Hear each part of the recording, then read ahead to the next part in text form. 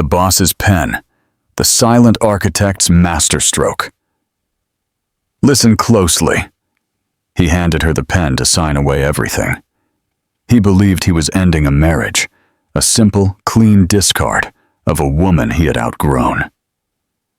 She sat, 8 months pregnant, her hands barely trembling, staring at the divorce papers in the sterile 10th floor law office overlooking the Manhattan skyline.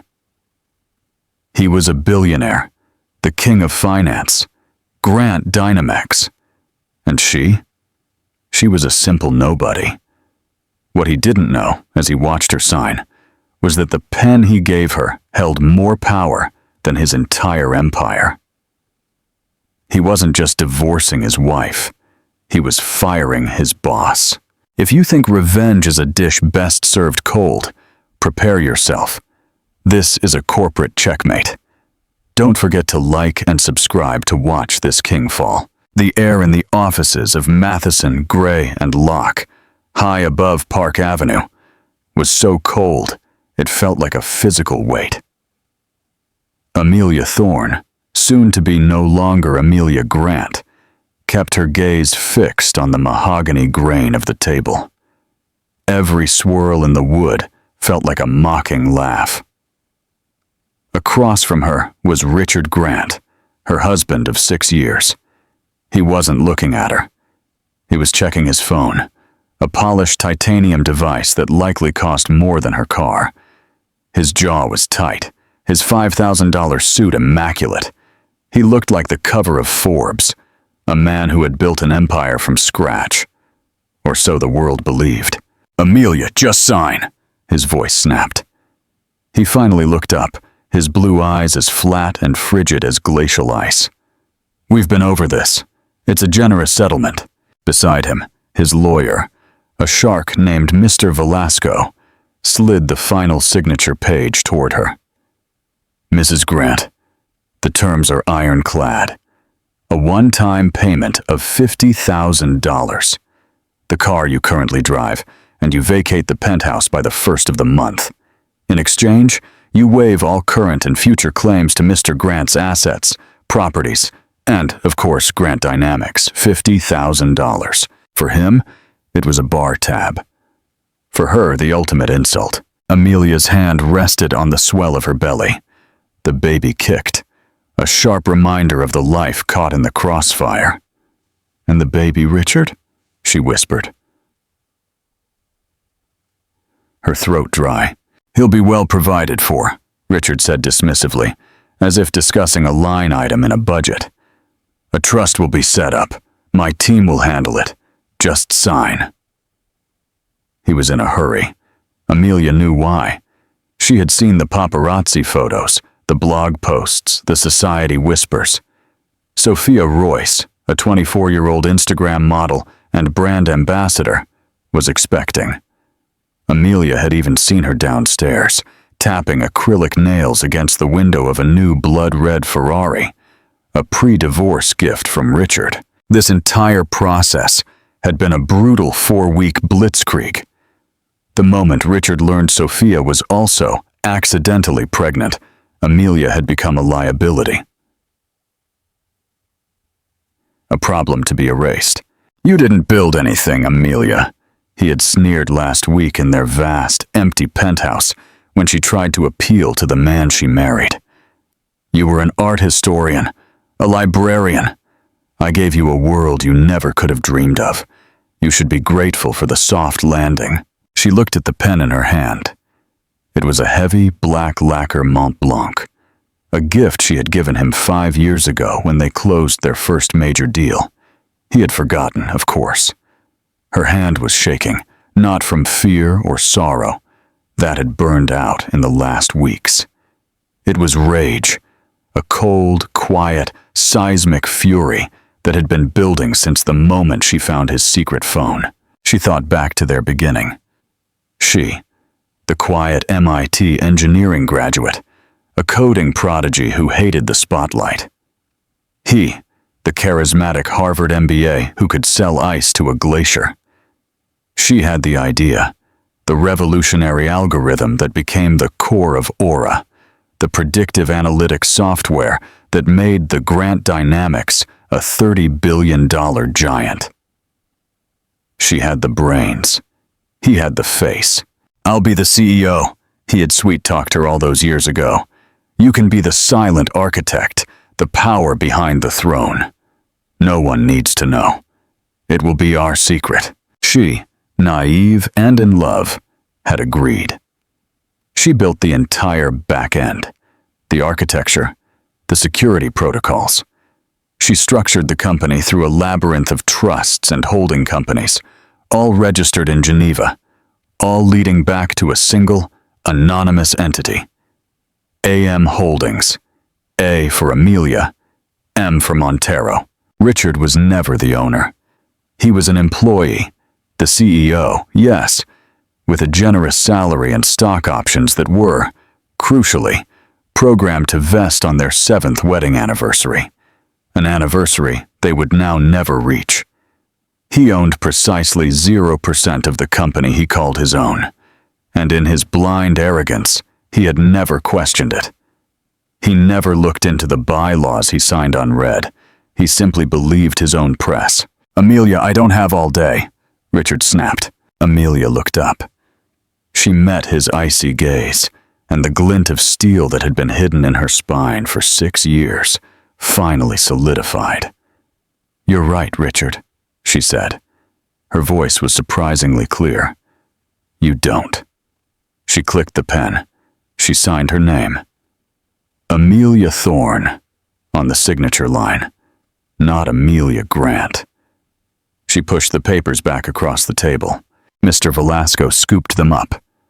"A wise decision. The funds will be wired within 24 hours. Richard stood up, adjusting his cuffs. "Good. It's done. A clean break." He didn't offer his hand. He didn't say goodbye. He simply turned and strode out of the room, his footsteps echoing in the silence. He was already talking on his mobile, no doubt calling Sophia. "It's resolved," she heard him say as the door slammed shut. Amelia remained seated. Her lawyer and trusted confidant, a quiet man named Marcus Thorne, entered from an adjoining room where he had been waiting. He was the only other person on earth who knew the truth. He was her father's oldest friend, her proxy on the board, and the executor of her trust. "The seal is broken," Marcus said, his voice grave. "He has ended his spousal claim." "He has," Amelia said. She placed both hands over her belly. "He negotiated my own severance, $50,000. Marcus looked at her, his eyes full of fierce, protective loyalty. "Protocol Janus has been active for 6 weeks, Amelia. Since you found the phone, we have everything. Protocol Janus, her ultimate security fallback. A back-end system she had coded into Aura's core, invisible to everyone. It was designed to mirror and log all high-level executive activity, specifically flagging financial transfers, data exfiltration, and communication discrepancies. It was designed to catch an enemy. She never dreamed it would be her husband. And what has it found?" Amelia asked, though she already knew. "Fraud," Marcus said, his voice grim. "Conspiracy. He and Ms. Royce haven't just been planning a vacation. They've been setting up shell companies in the Cayman Islands.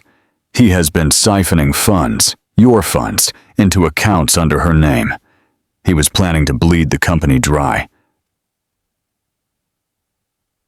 declare bankruptcy, and blame a market downturn, all while he and his mistress lived off the stolen millions." Amelia closed her eyes. The betrayal was deeper than she could have imagined. He wasn't just leaving her. He was trying to destroy her life's work. She stood up, slowly.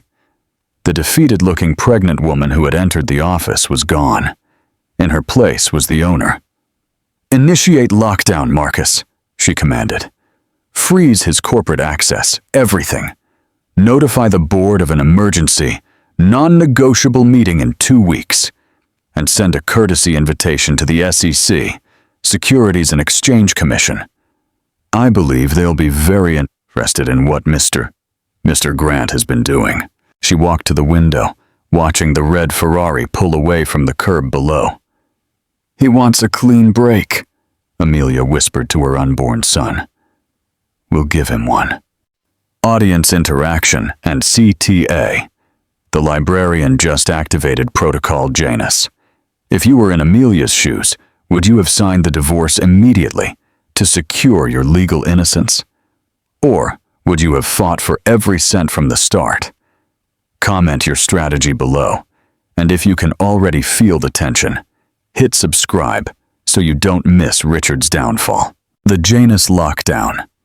The next 2 weeks were the best of Richard Grant's life. He felt free. The world was his. He and Sophia celebrated with a lavish divorce party in the penthouse, the very one Amelia had until the first of the month to vacate. They didn't care. They had changed the locks while Amelia was at a prenatal appointment. Richard stood on the balcony, champagne flute in hand. Sophia was wrapped around his back. The city glittered below them, a kingdom he had conquered. "To new beginnings, baby," Sophia purred, kissing his neck. She was gorgeous, all sharp angles and manufactured perfection. And to getting rid of that boring little mouse. What was her name? Doesn't matter. Richard laughed. He felt powerful, invincible. He had just closed a massive deal, or so he thought, transferring 50 million euros into a new development fund. The Cayman account he and Sophia controlled. It had been ridiculously easy. The system barely blinked. His phone vibrated. It was his CFO, David Sands. Richard sighed, annoyed at the interruption. "What is it, David? It's 10 at night." David's voice was tight, panicked. "Richard, we have a problem, a big one. The system is locked." "What do you mean locked?" Richard snapped. "It glitch. Fix it, you jackass." "You don't understand. It's not a glitch. It's a security lockout. A protocol Janus. I've never even heard of it. All our core data, our financials, our projection models, they're all firewalled. And Richard, all executive fund transfer privileges have been revoked system-wide." Richard's blood ran cold. "What? Who authorized that?" "I don't know." David was nearly screaming. "It's coming from the top, from the matrix itself. AM Holdings. AM Holdings," Richard repeated, not recognizing the name. "That's just the water cooler trust. It's a phantom entity. I'm the CEO, I'm the top, I'm on the top, override it." "I can't," David shrieked. "My credentials have been downgraded, so have yours." "That's impossible," Richard roared. He hurled his champagne glass off the balcony. "I'll be in the office at 6 a.m. Get the entire IT department in. I want this fixed." He hung up, a small knot of unease tightening in his chest. It was probably just a competitor attempting a cyber attack. He would crush them, but the next morning, the problem was worse. Richard stormed into the gleaming lobby of Grant Dynamics, but his security card flashed red. "Access denied."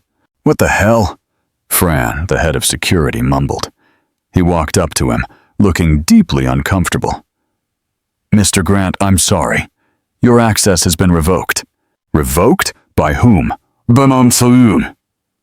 "I am this company. By the board, sir, or the entity controlling the board. We received a directive last night. You are not permitted past the lobby." "This is insane!" Richard was shouting. Employees paused to stare. "Call Velasco, my lawyer." He was dialing his attorney's number when an email hit his phone. It was from an address he'd never seen. Leland Holdings, Geneva. Subject: Mandatory shareholder meeting and board review. "Mr. Grant, your presence is required at a mandatory shareholder meeting. Date: tomorrow, November 17th. Time: 9:12 a.m. Sharp. Location: the Grand Auditorium, Grant Tower. Your attendance is non-negotiable. This meeting will address serious irregularities in corporate governance and financial disbursements. A representative of the majority shareholder, AM Holdings will preside. Richard's heart hammered. A shareholder meeting. I'm the shareholder. He spent the next 24 hours in a panicked blur. His lawyer, Mr. Velasco, was pale. Richard, the corporate veil on this AM Holdings is iron. It's a Swiss LLC wrapped in a Geneva trust with a dozen proxies. I can't find a name. I can't find a weakness. Richard, what did you sign when you took this company public? The standard agreement, the one Alicia's family lawyer, that old Marcus Thorne, drafted. His voice trailed off. Marcus Thorne. The quiet, unassuming man who had been at his wedding. The man Alicia had coffee with once a month. The one he had put down as an emergency contact. A cold, terrible nausea began to build in his stomach. No, he whispered.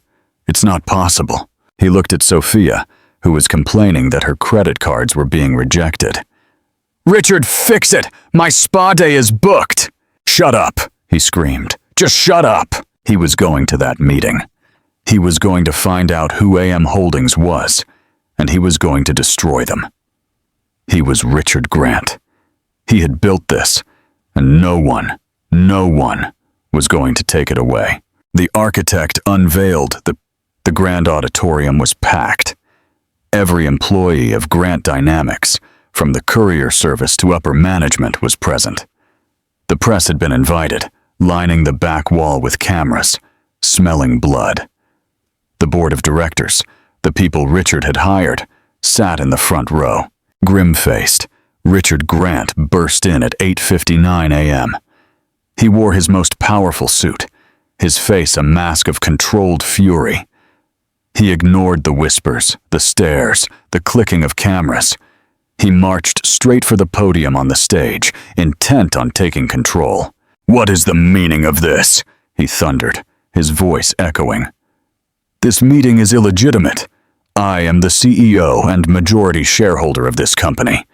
Whoever is responsible for this coup, will be prosecuted to the full extent of the law. The lights in the auditorium dimmed. The massive screen behind the podium came to life. Please take a seat, Mr. Grant. The voice was female. It was calm. It was amplified, ringing through the room. And it was familiar. Richard froze. He spun toward the screen. It wasn't a logo. It was a live video feed. A woman was sitting in a simple, well-lit room. She wasn't in a power suit. She was wearing a simple, comfortable sweater. Her hair was pulled back.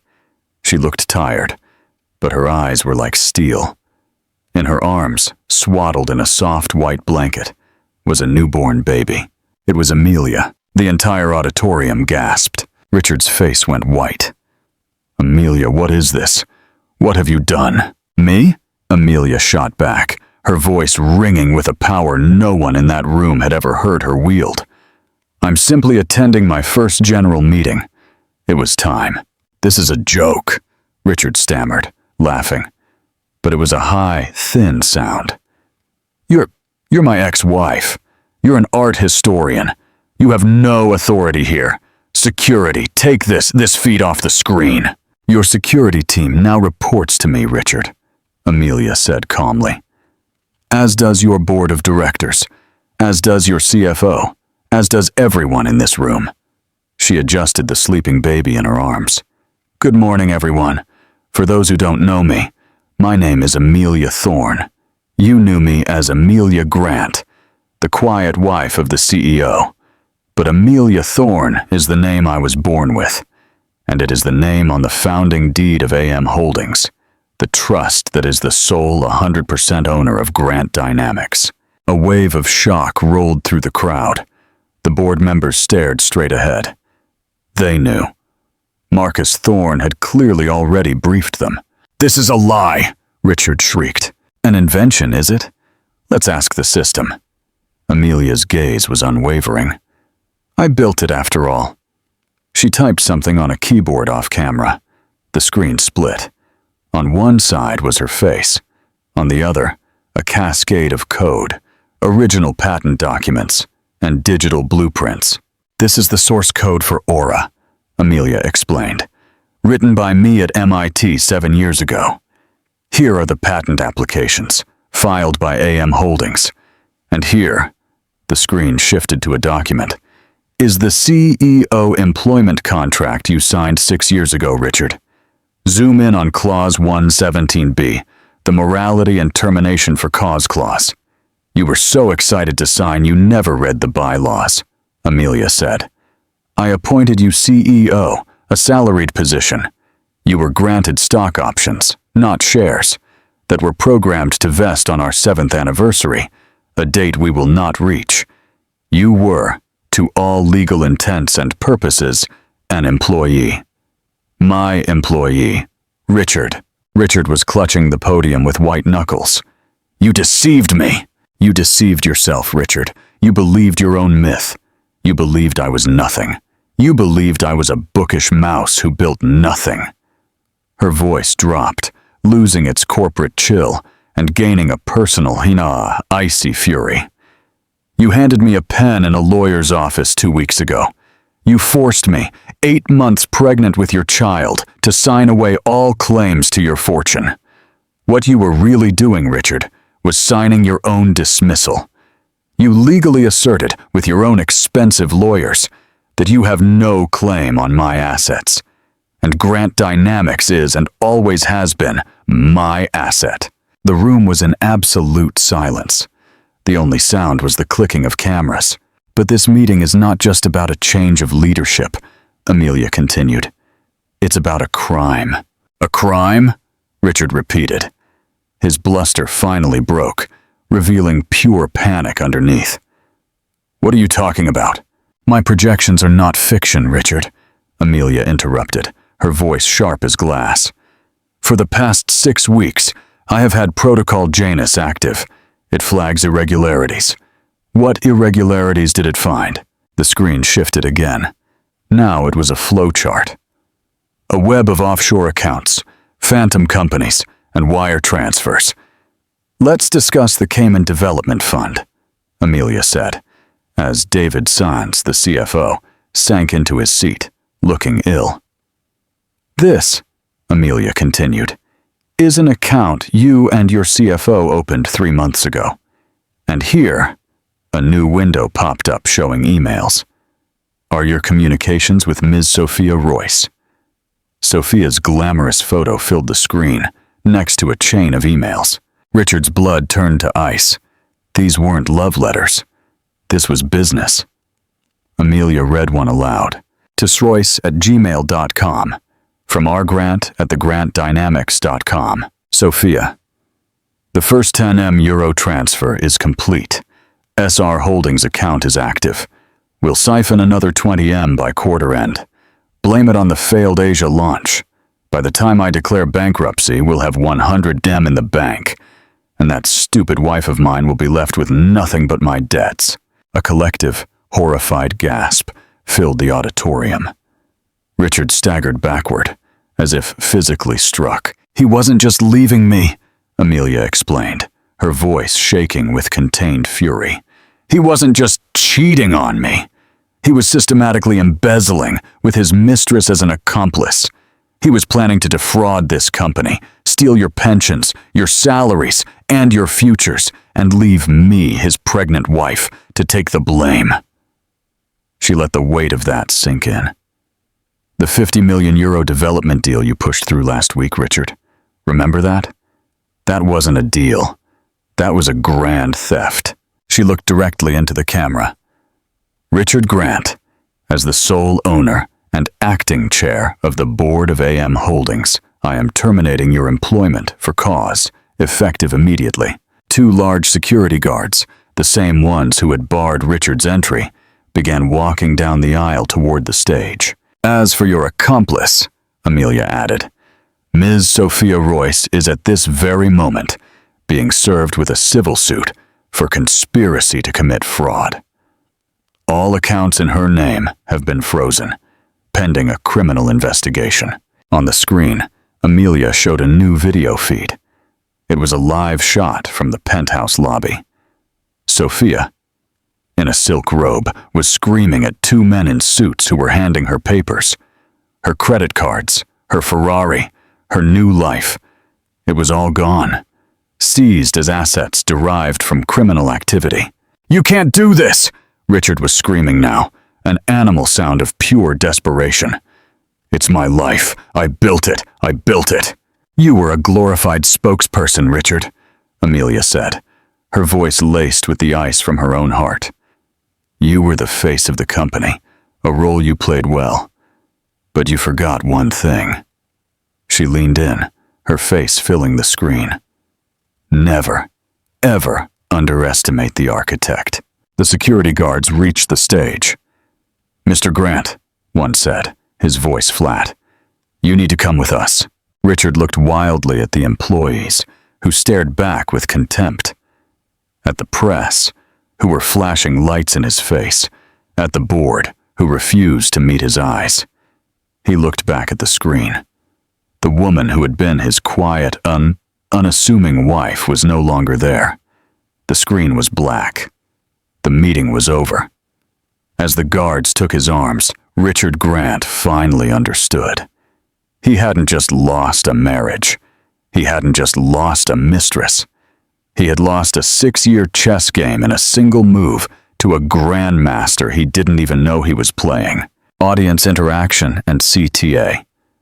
What an epic checkmate. Richard's arrogance completely blinded him. What do you think was the single biggest mistake he made?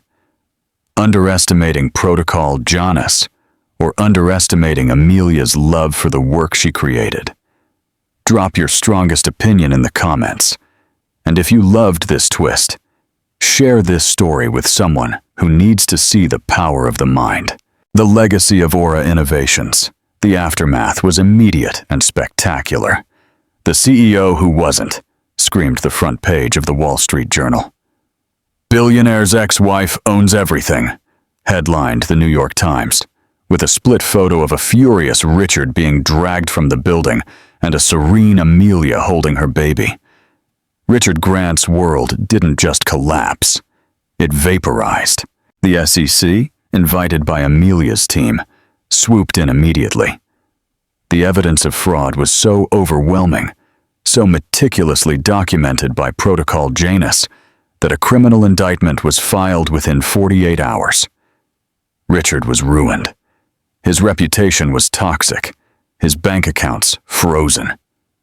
The only money he had to his name was the $50,000 divorce settlement Amelia had accepted, a sum his lawyers had insisted on as an insult to her. Now, it was the only asset the government couldn't seize. He had negotiated his own pocket money. Sophia Royce, facing her own charges, instantly turned on him. She pleaded guilty, agreeing to testify against Richard in exchange for a reduced sentence, which still amounted to 2 years in minimum security prison and full restitution. Money she would never have. She was last seen working at a neighborhood coffee shop, unrecognizable without her designer clothes. And Amelia? Amelia Thorne, the architect, as the press dubbed her, never set foot in the Grant Dynamics building again. She didn't need to. From her secure, high-tech home office on the outskirts of the Adirondacks, she guided her company. Marcus Thorne was named interim CEO, tasked with cleaning house. David Sands, the CFO, was fired and faced his own charges. The entire board was dismissed. Amelia rebuilt her company from the ground up. She rebranded it, dropping the name that had become a stain. Grant Dynamics was dissolved, and from its ashes rose Aura Innovations. She promoted from within, finding the talented engineers and managers Richard had overlooked. She refocused the company on its core technology, on sustainable innovation, and the ethical use of data, the principles she had always envisioned. She never gave a TV interview. She never posed for a magazine. She was just a name on a memo, a voice on a conference call. But her presence was felt everywhere. The company, freed from Richard's ego and greed, thrived. Stocks soared to new heights. Meanwhile, Amelia focused on her own new beginning. Her daughter, Anna Thorne, had her mother's bright, curious eyes. Amelia sat with her in the nursery, coding on a laptop with one hand while holding her daughter with the other. She had finally found a way to be both the architect and the mother, on her own terms. She had the life. She had a daughter. She was free. Richard's life was the inverse. The $2 million fine meant he would be in debt forever. The $20,000 he had left after initial legal fees was spent on the deposit for his sordid, outer borough apartment. He was assigned to highway cleanup for his community service. 6 days a week, Richard Grant, the man who was once on the cover of Fortune, put on a high-vis orange vest and picked up trash on the shoulder of the I-95. On the first anniversary of the auditorium meeting, he was in his apartment. The heat was broken. He was drinking cheap whiskey, watching a second-hand TV. A news segment showed a close-up of Amelia in a park, laughing, kneeling in the grass. Her little daughter, Anna, running toward her, her face a mask of pure joy. Amelia looked young. She looked free. She looked beautiful, in a way he had never seen, or perhaps never bothered to notice. A hot, rancid bile rose in Richard's throat. It was the poison of his own making. It was envy. It was loss. It was the agonizing realization that he hadn't just lost an empire. He had thrown away a life. He tried to call her old number. The number you have dialed has been disconnected. He tried her old email. An auto-response. Permanent failure. Unknown user. He didn't just lose. He wasn't just ruined. He was erased. As she pushed her daughter's swing, sending her flying into the cold, clear autumn air, Amelia Thorne smiled. She had built her company. She had protected her daughter. And she had built her life, finally, on a foundation no one could ever take away. The ultimate revenge goes far beyond simply achieving the victory. It resides in discovering and exposing the truth, while simultaneously reclaiming one's identity. Amelia's story proves a profound lesson. The person who appears the quietest, the most unassuming presence in the room, is often the one wielding the greatest power. What did you think of Richard's reaction when he saw his daughter on the screen? Drop your deepest thoughts in the comments below. And if you loved this story of justice and hidden power, hit like and make sure you subscribe to catch our next saga.